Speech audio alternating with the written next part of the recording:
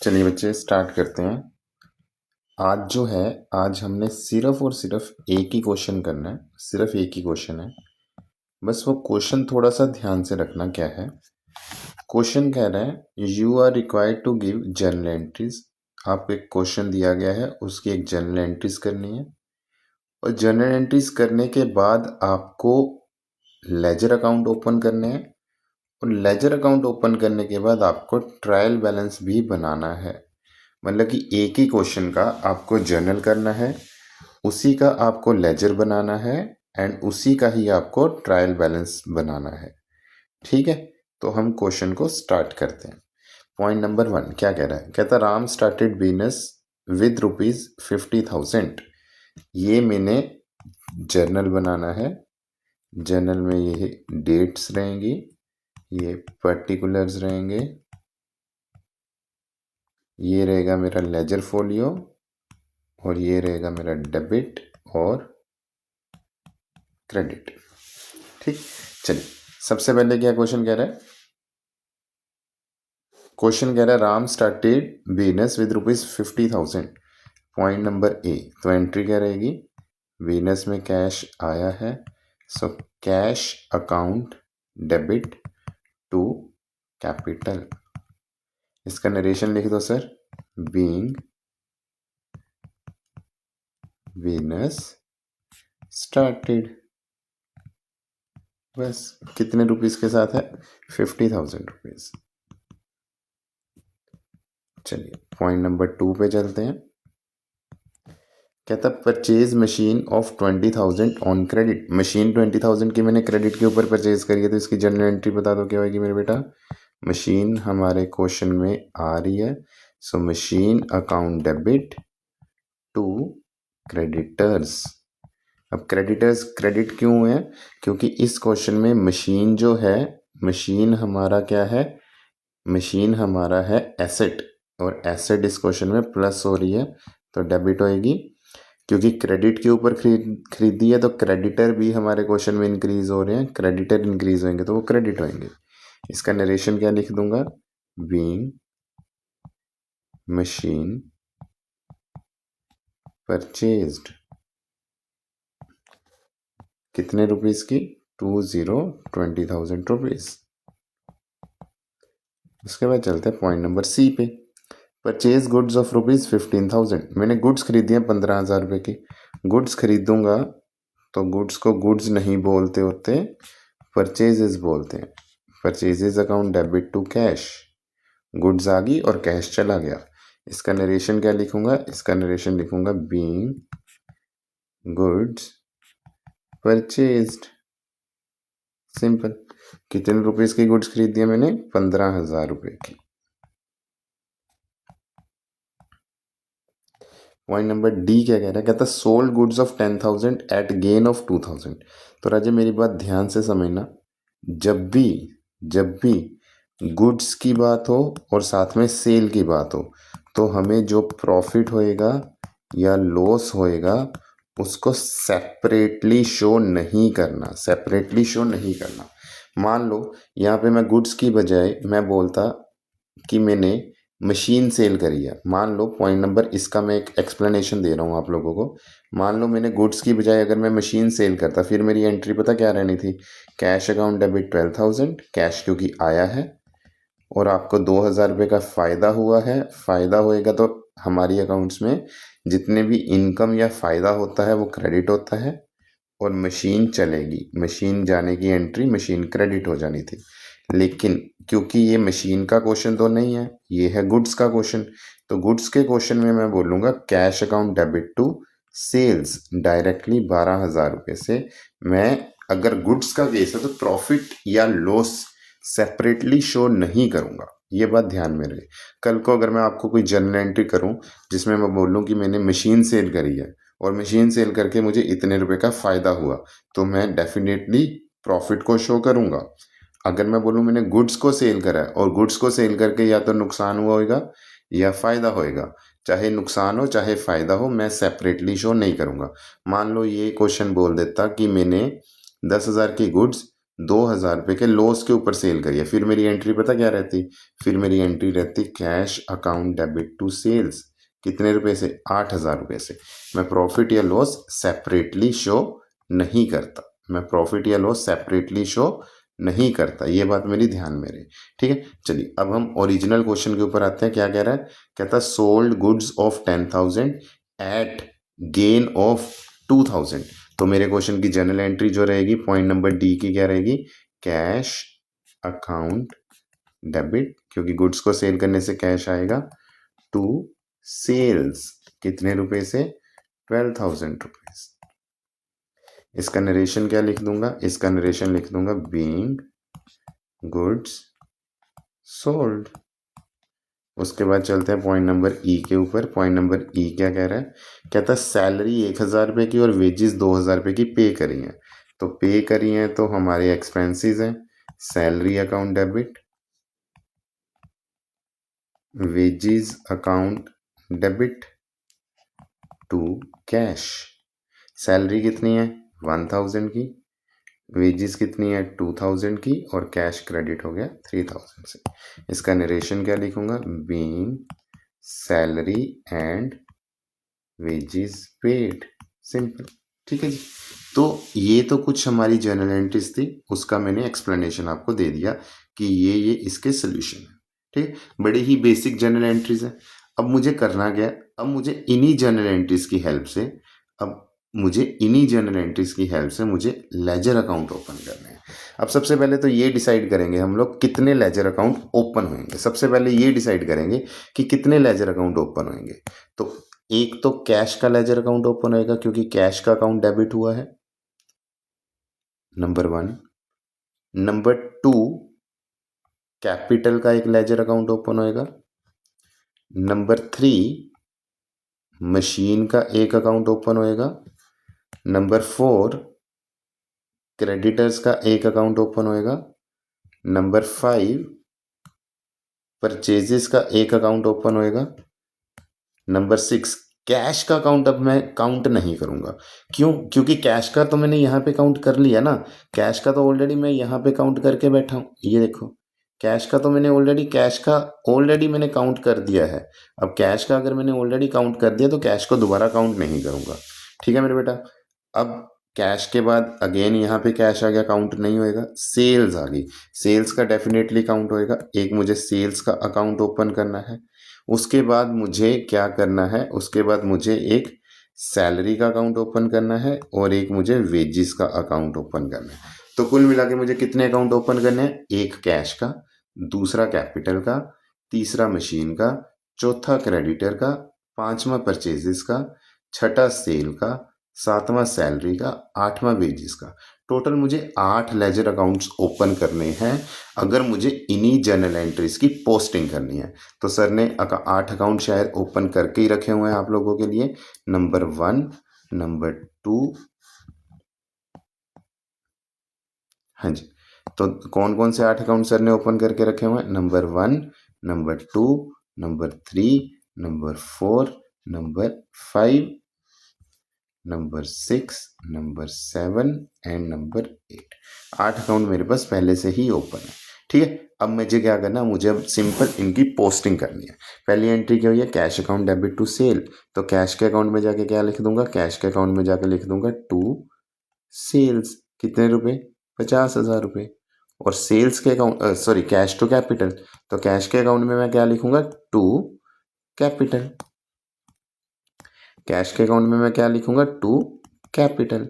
और कैपिटल के खाते में जाके मैं पॉइंट नंबर ए के नाम से लिख दूंगा बाय कैश 50,000 रुपीज। ठीक।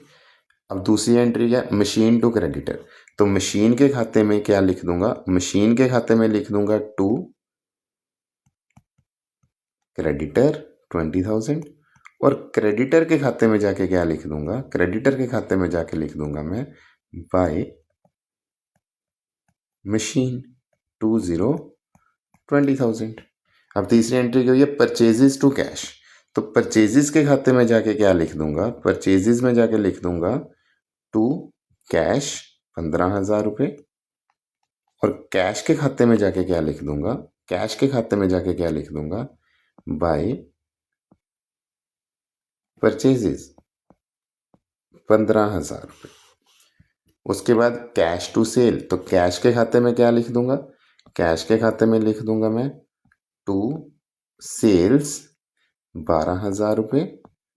और सिमिलरली जैसे कैश टू सेल, तो सेल के खाते में क्या लिख दूंगा जाके, सेल्स के खाते में जाके लिख दूंगा मैं बाय कैश 12,000 रुपये।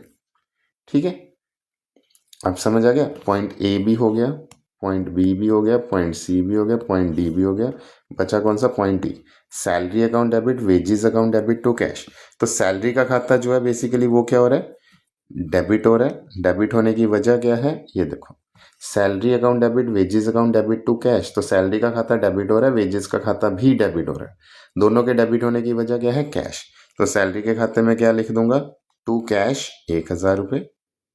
और वेजेस के खाते में क्या लिख दूंगा, टू कैश 2,000 रुपये। और जो कैश का खाता है वो क्रेडिट हो रहा है, उसके क्रेडिट होने की वजह एक तो सैलरी है और एक वेजेस है। अब मैं कैश के खाते में जाऊंगा, कैश के खाते में जाके लिख दूंगा बाय सैलरी 1,000 रुपये,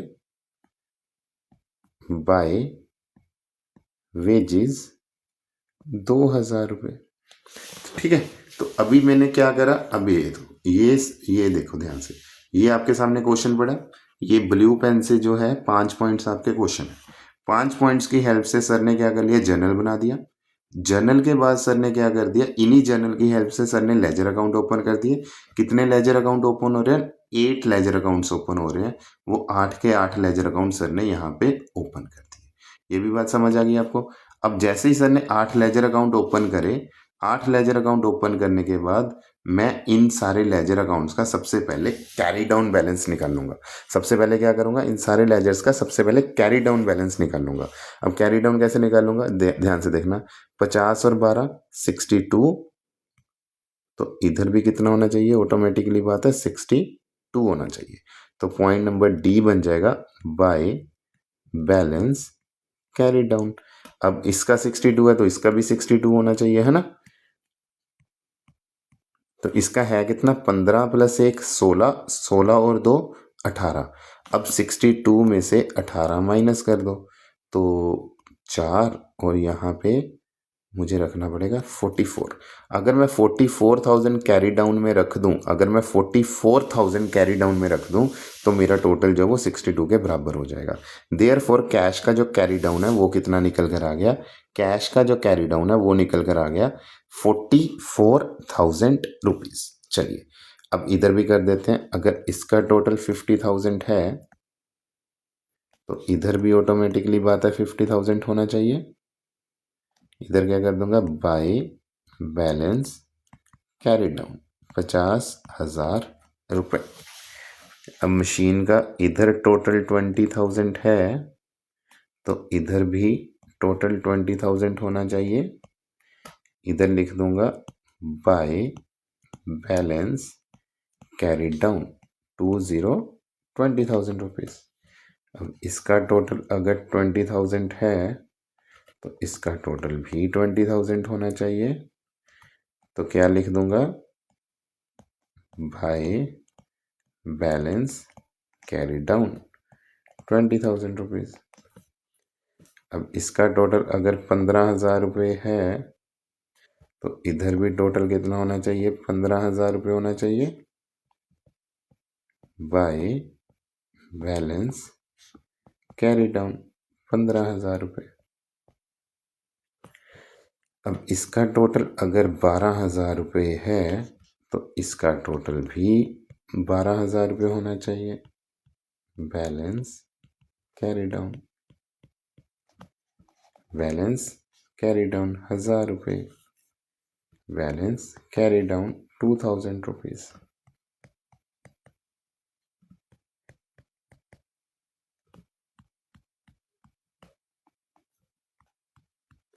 ठीक है मेरे बेटा, अब मैंने क्या कर लिया, अब मैंने सारे लेजर्स के जो कैरी डाउन बैलेंसेस है उनको निकाल लिया है। अब सारे बैलेंस जो कैरी डाउन बैलेंस है उन्हीं कैरी डाउन बैलेंस की हेल्प से तो मैं अपना ट्रायल बैलेंस बना लूंगा।